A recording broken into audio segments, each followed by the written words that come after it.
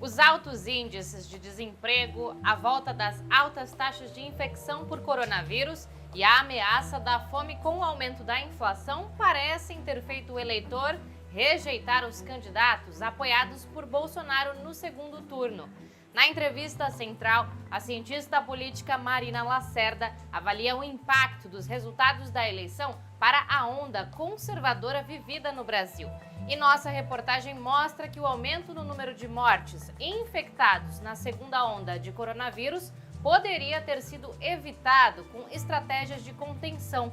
Mas o governo Bolsonaro mantém a inércia vista na primeira onda. Eu sou Pamela Oliveira e começa agora a Central do Brasil.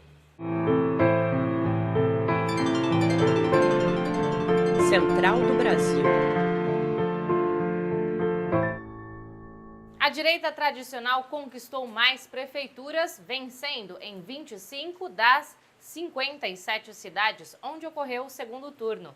Já os partidos de esquerda e centro-esquerda elegeram 11 prefeitos. Nas urnas, a maior derrota mesmo foi de Bolsonaro. O editor da Newsletter Ponto, Miguel Stedley, avalia o cenário político.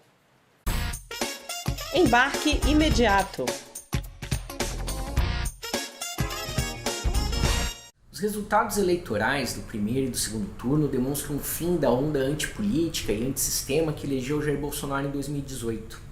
Independente da matriz política, o eleitor dessa vez preferiu candidatos que se apresentaram como administradores, como gestores capazes de resolver os problemas. O sinal fica muito claro para Bolsonaro que a política de tensionamento permanente que marcou seu governo até agora vai precisar terminar e Bolsonaro vai ter que começar a trabalhar. Em pouco mais de 30 dias acaba o prazo das medidas que o governo tomou junto com o Congresso para enfrentar a pandemia. O auxílio emergencial, o apoio a estados e municípios, o apoio às empresas. Uma crise econômica de grande porte se avizinha. E o fato é que o governo não só não conseguiu vencer a guerra contra o Covid, como não tem nenhum plano para enfrentar a crise econômica que se avizinha. Isso deve colocar o governo sangrando e fraco, cada vez mais dependente do centrão.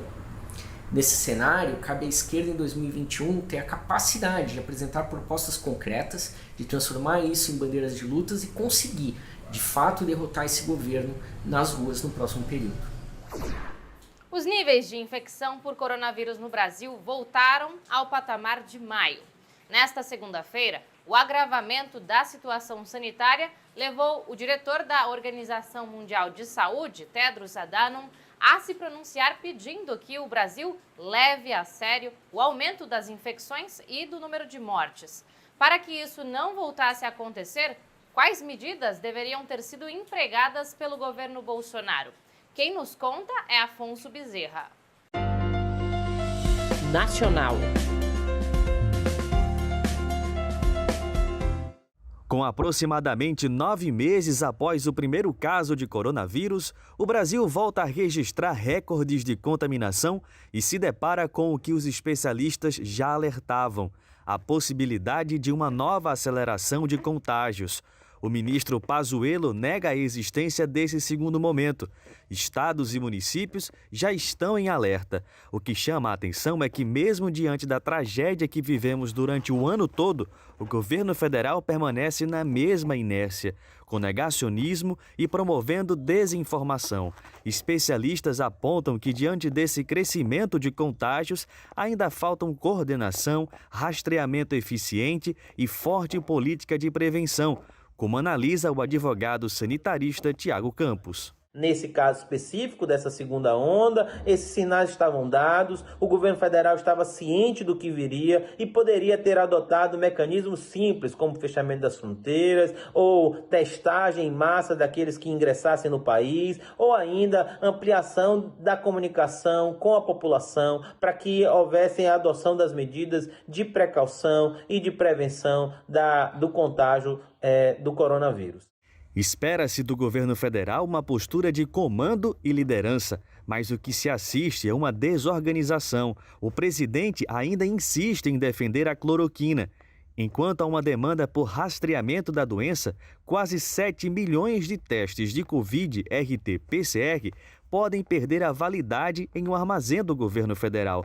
Além disso, Bolsonaro prefere a disputa política a uma solução científica sobre a vacina. Lígia Giovanella, pesquisadora aposentada da Fiocruz, alerta para a importância de um plano nacional de imunização que já deveria estar pronto. A outra questão que é urgente, que tem que ser feita já, né, independente do recrudescimento ou não dos casos, é a questão de um plano nacional de imunização, que considere essa diversidade de vacinas que vão estar em algum tempo disponíveis. Hoje a dica da Parada Cultural é de uma autora que compõe o coletivo Mulherio das Letras, fundado para promover mulheres na cena literária brasileira. A sugestão é do poeta candango Vinícius Borba. Parada Cultural.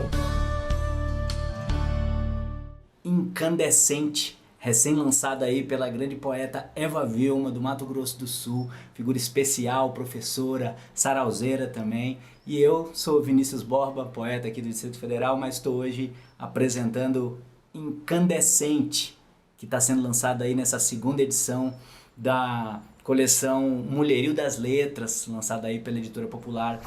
Neste segundo turno, novamente foram registradas altas taxas de abstenção.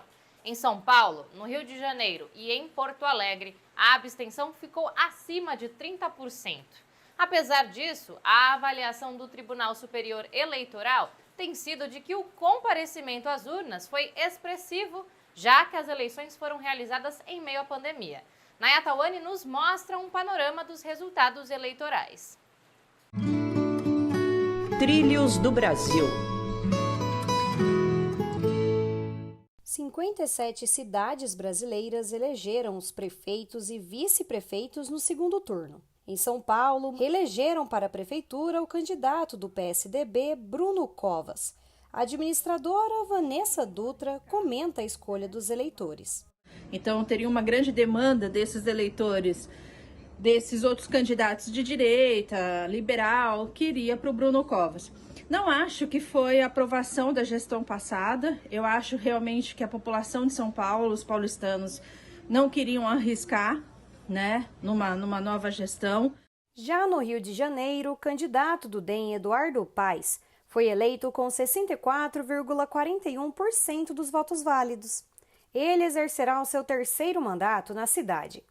A cientista política Tainá Paulino conta o que esta vitória representa para a capital.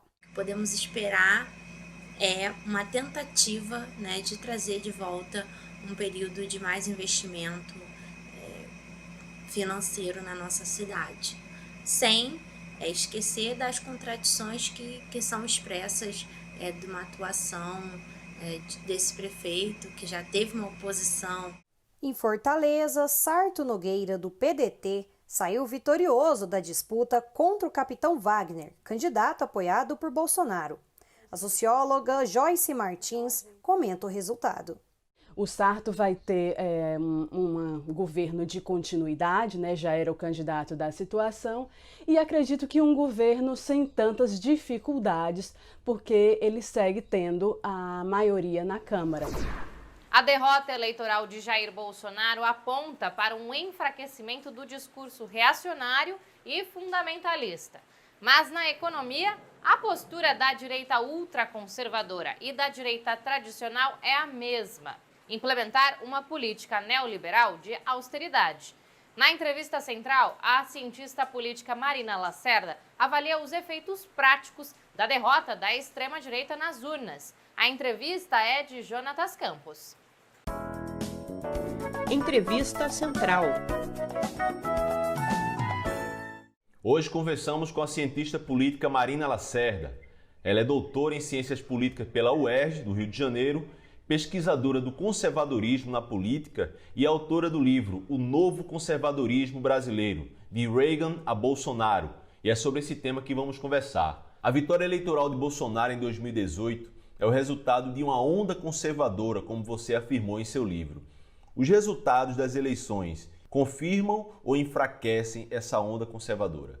Acho que é cedo para dizer. Eu acho que a onda conservadora teve um refluxo, isso é o que os analistas políticos vêm dizendo desde domingo, mas é cedo para dizer se a onda conservadora na sociedade, na política de maneira geral, teve um refluxo. A gente precisa ver o desenrolar dos próximos anos e a próxima eleição presidencial. Esse conservadorismo que a gente vem vivendo no Brasil recentemente, ele começou de maneira mais plural, aparecer de maneira mais plural a partir de 2013,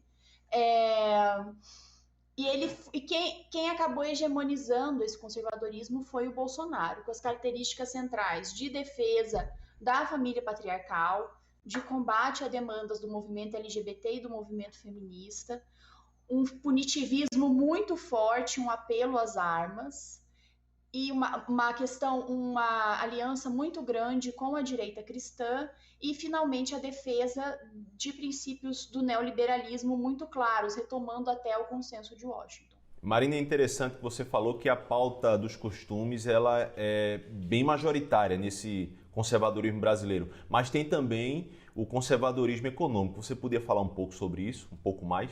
Sobre a questão do neoliberalismo, eu gosto das categorias de uma autora chamada Nancy Fraser. Ela fala que você tem o neoliberalismo progressista.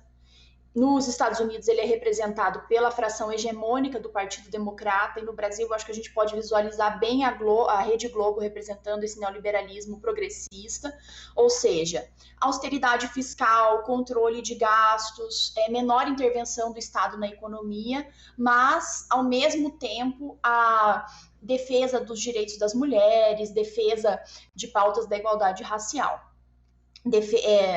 Combate à discriminação contra as pessoas LGBT. E você tem o neoliberalismo, que a Nancy Fraser chama de neoliberalismo reacionário, que no partido é representado pelo Partido Republicano nos Estados Unidos, e que hoje você tem no governo federal uma expressão muito forte.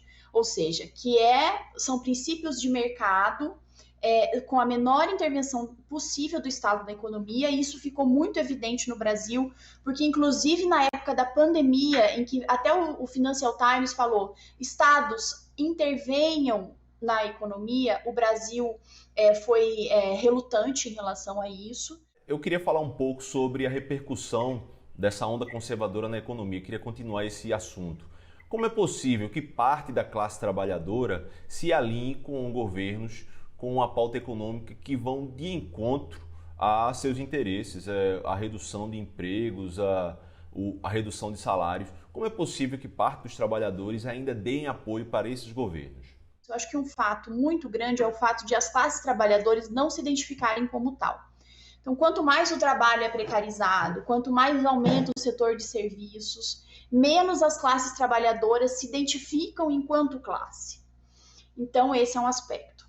Outro aspecto que eu acho que é um autor que se chama André Singer, o Márcio Pockmann também falou sobre isso, é o fato de, nos anos do governo PT, o discurso de que existia uma nova classe média, isso fragilizou a identificação também dos trabalhadores enquanto tal, porque a classe média ela tende a aderir aos valores da classe dominante.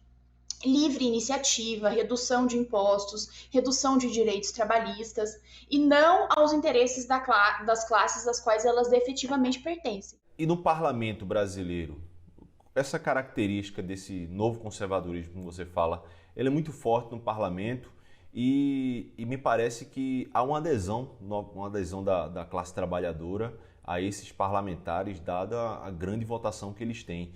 Tem algum motivo específico para que isso aconteça? Um dos argumentos que eu desenvolvo no livro é porque a reedição de um movimento semelhante ao neoconservadorismo dos Estados Unidos. E eu acho que um dos elementos muito forte é a força do argumento neoconservador. A resposta do campo progressista para a desigualdade social é maior intervenção, programas sociais, e as respostas da direita, elas são mais imediatas. Fortaleça a família, fortaleça o seu núcleo familiar. Então, essas respostas que têm muita força, né, no campo popular. E esses parlamentares, eles têm uma adesão grande porque as pessoas acreditam nesses valores.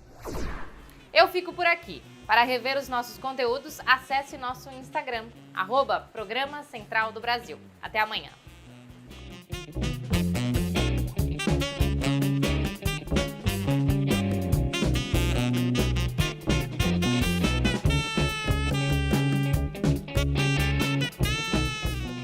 Central do Brasil, a rede de comunicação dos movimentos populares.